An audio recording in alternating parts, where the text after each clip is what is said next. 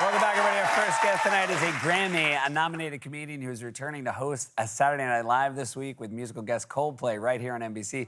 Please welcome back to the show one of the best, Nate Bargatze, everybody.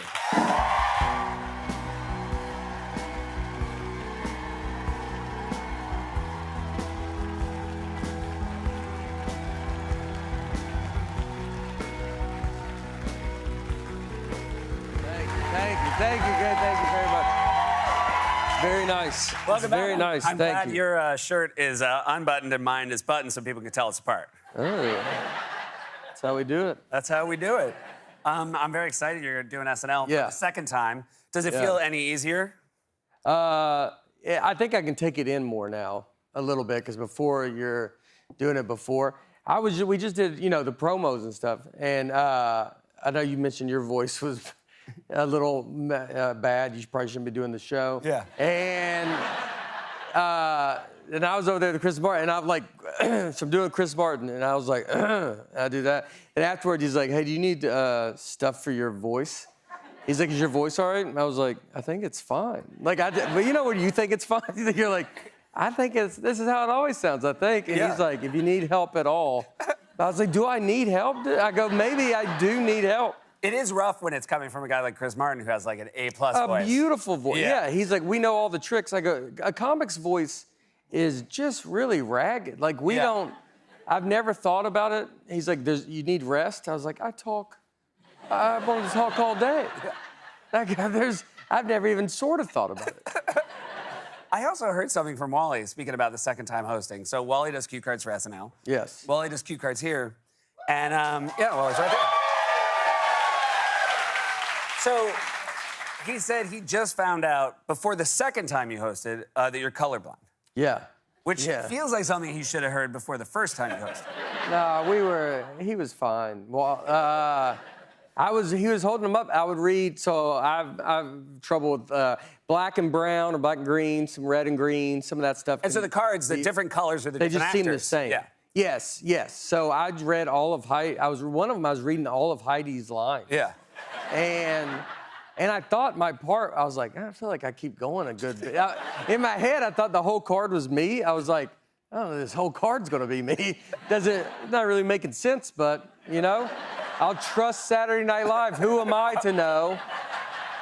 I'll read all of them. And I mean, Heidi was very nice and just kind of letting me, because it's like, what are you gonna do? She's like, the host is just like, I'll take your lines. Like, I just walk in, and I'm just like, that's my line now. And I don't know any colors. Lauren always tells the cast, and like anything the host wants, give it to him. Just let him have it. Yeah. But then Wally should have known, right? Shouldn't even known you were colorblind. Well, I told him this time. Yeah, you should have figured it out, Wally. Yeah. Should have felt it. Should have felt it. Should have felt it. You were talking last time before you hosted that you got a lot of ideas from friends and family about sketches to pitch. Yeah. Did that happen this time as well? No, now I think they're in the comments on a post. Oh, really? Yeah, I just noticed that. I posted it, and everybody's like, I think you should do, this and that. Like, so now, a comment section really gets people right to you. Yeah. There used to be you couldn't get a hold of it. Right. You call 1-800-SATURDAY-NIGHT-LIVE or something. But now. So they're just in the comments being like, I think Nate should do this.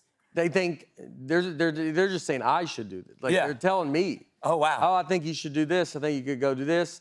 A lot of the George Washington sketch, the measurements are like, maybe you should go this angle now, do this direction now. And so just a lot of ideas. Got a lot of writers. Yeah. So we're gonna. A lot of writers out there. These guys are good. Was there anything last time that didn't make it in that you liked a lot? There's one thing that, as of right now, is in that was.